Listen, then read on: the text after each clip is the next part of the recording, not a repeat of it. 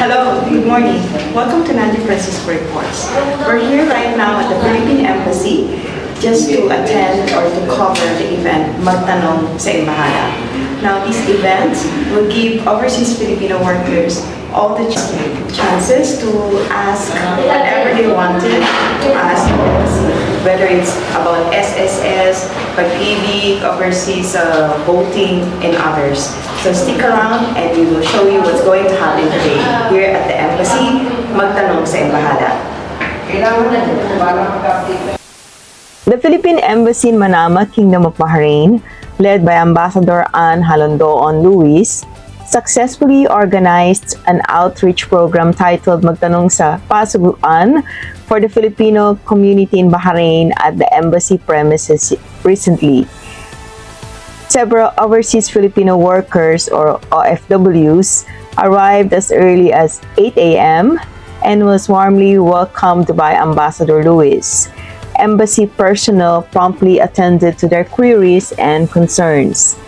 To cater to the diverse needs of the attendees, the embassy's consular section, assistance to nationals, migrant workers office, OWA office, and SS office remained open and staffed throughout the event. These allowed the OFWs to seek assistance on various matters pertaining to the embassy's services and other relevant issues. Furthermore, the embassy facilitated overseas voting registration for eligible participants. The Magtanong sa Pasuguan event provided a valuable opportunity for Filipinos residing in Bahrain, especially those who face difficulties visiting the embassy on weekdays. Moreover, the embassy collaborated with Pag-ibig to offer an online consultation facility specifically for Filipinos seeking guidance on their Pag-ibig membership and related matters. A laptop with an internet connection was set up at the embassy's consular section, enabling OFWs to engage in video calls with Pag-ibig representative from the Pag-ibig OFW Center in Pasay City, Philippines. A significant turnout of OFWs actively engaged in the embassy's inaugural Magtanong sa Pasuguan activity, demonstrating the event's considerable impact and resonance within the community.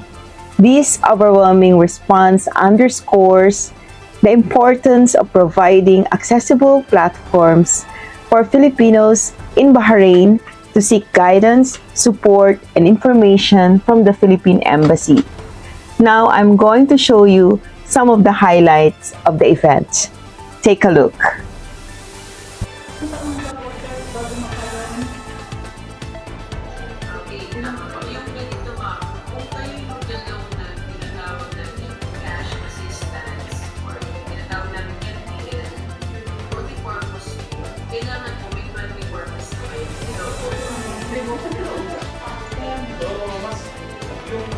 Yung sama ng loob ng sakit, mas matakas.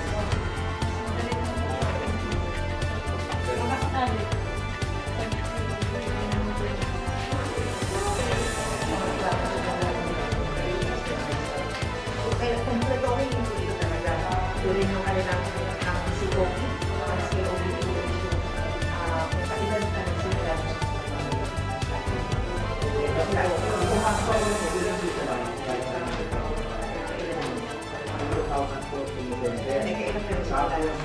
Wala ko na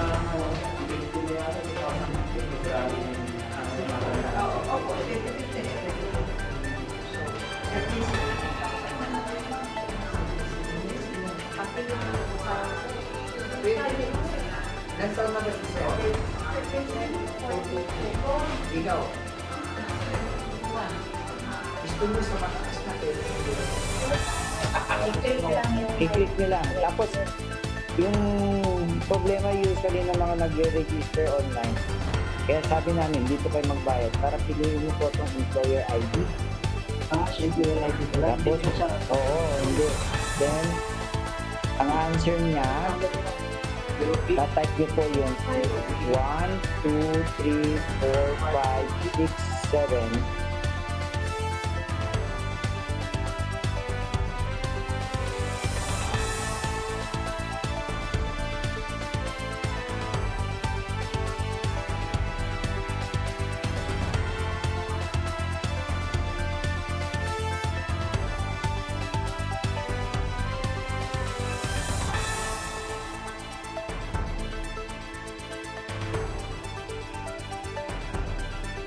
Also on the same day, the Philippine Embassy conducted various activities in support of the 18-day campaign to end violence against women.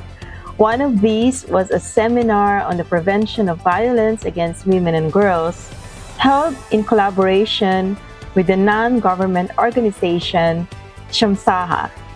The seminar brought together Filipino community leaders and embassy personnel to address the issue. Shamsaha, a non-profit organization in Bahrain, focuses on women's empowerment and protection. They offer a comprehensive crisis advocacy response program, providing 24/7 free and confidential care for women victims of domestic and sexual abuse. During the seminar, Ambassador Anne Jalando-on Louis emphasized the seriousness of violence against women, stating that it violates human rights and negatively impacts the lives of women and their families. She stressed the importance of raising awareness through campaigns like this and highlighted the role of everyone in creating a safe environment. The embassy also organized an art therapy session in collaboration with Filipino Creatives Bahrain, aiming to help distressed Filipino women at the embassy's shelter cope with their situation and improve their mental and emotional well-being through artistic expression. Now I'm going to show you some of the highlights of the event. May call upon Her Excellency Ambassador Anne Jalando-on Louis.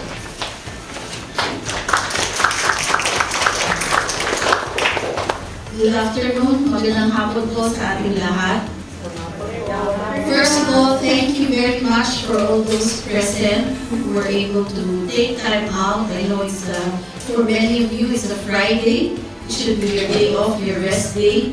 But you took the time to come here to join us in this very important seminar, which is part of the embassy's activities in support of the Philippines 18-day campaign on all the prevention and implementation of measures on anti-violence against women and girls.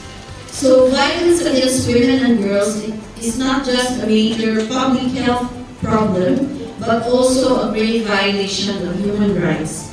It extremely manifests gender inequity, targeting women and girls because of their subordinate status in most societies.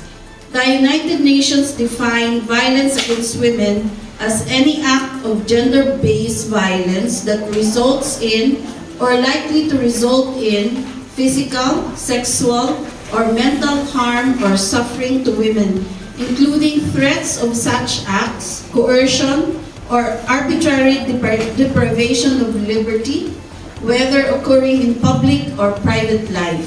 Violence and the threats of violence can be experienced by every woman of any age, skin color, gender identity, ethnicity, religion, disabilities, economic and social status.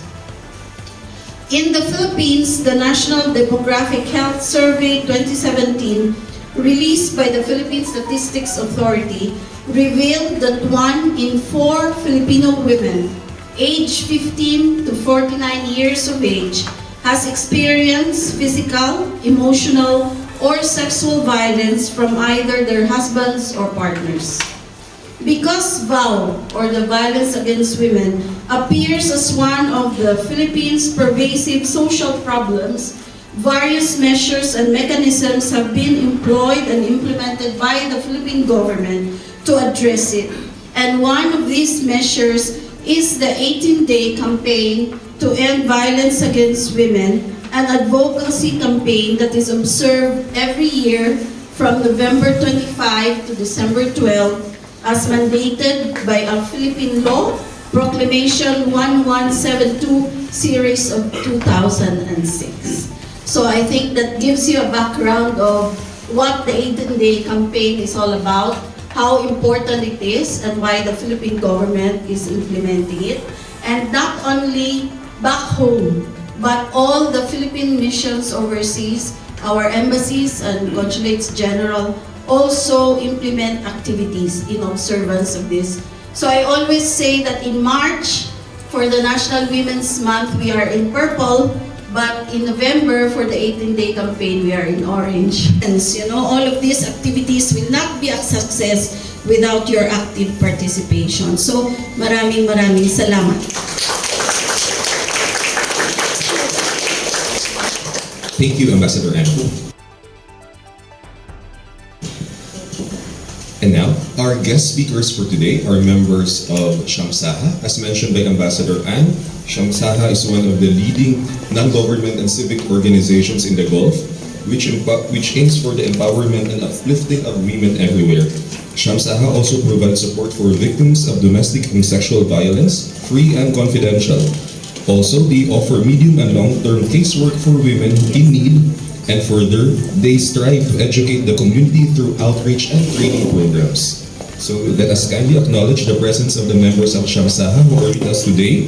Ms. Noor Ibrahim Zainal, Client Case Coordinator. Ms. Julieta Villion, Volunteer Coordinator from Shamsaha. And Ms. Sylvia Marcos, Partnership and Business Development Manager. So without further ado, may I now turn the floor to Ms. Noor Ibrahim Zainal.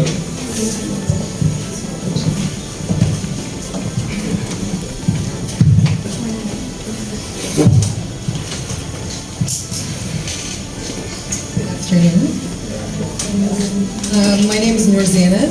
Like mentioned earlier, I'm the Client Case Coordinator at Shamsaha. Firstly, I would like to thank you for the invitation for us to speak today. I'm here with my colleagues, and together we represent an organization that deeply is committed to the cause of women empowerment. Allow me to introduce Shamsaha. We are a non-profit organization advocating for women's empowerment and protection throughout the Middle East. With that said, in today's important occasion, we as Shamsaha are thrilled to be part of this wonderful initiative, which will enlighten, educate, and spread awareness on major concerns and issues facing women in the world. In addition, to tackle difficulties to make this world a better place for us women. Women and girls all over the world are affected by gender-based violence. To start off, it is important to know what is domestic violence. So domestic violence is a pattern of abusive behavior. It occurs within a relationship, whether with the intimate partner, being married or in just a relationship. And also it happens within family members, living under the same roof. The key things to note here is that it is a pattern of repetitive behavior. It is not a single isolated event. The main and intentional aim is to take control and power over the victims. It is the abusive partner wants to make sure that they have control and power over them.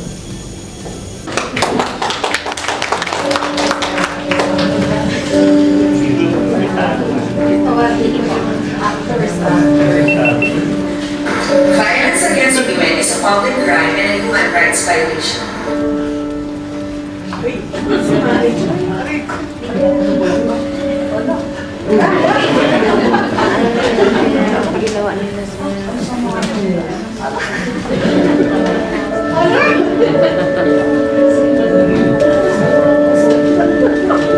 Domestic violence is one of the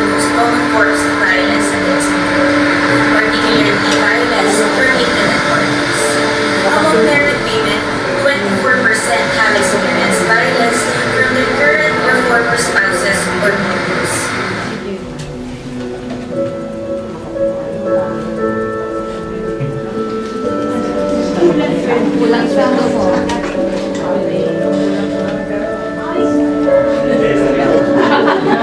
Violence against women continues to be a pervasive problem not only in the Philippines but also around the globe.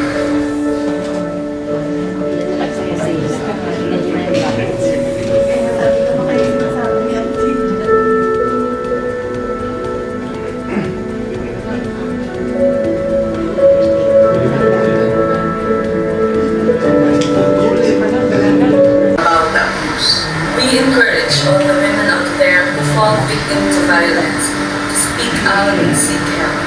This may take some time, but recognizing that violence is a crime is the first step towards eradicating violence. Now is the time to speak. Now is the time to act. Know your rights. Report any forms of abuse respecting women's deaths at various police stations. Seek assistance from legal experts, hospitals, women's rights groups, and other concerned authorities. United for a Vow-Free Philippines.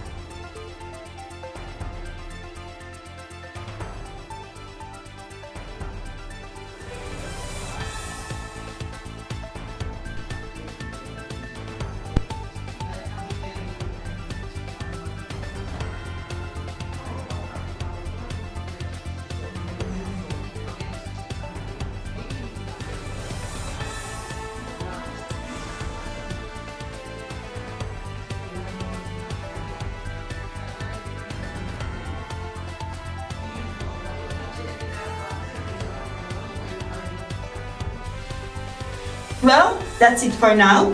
But before we go, we would like to thank the Philippine Embassy for inviting us to cover their events today. And we would also like to thank especially our beloved Ambassador, Her Excellency Anne Jalando-on Louis, for allowing us to cover their events for the day. And don't forget to like, follow, and subscribe to Nanju Francisco Reports and hit that bell button so you'll be updated about our latest videos. Until then, thank you for watching. I'll see you next time. Bye!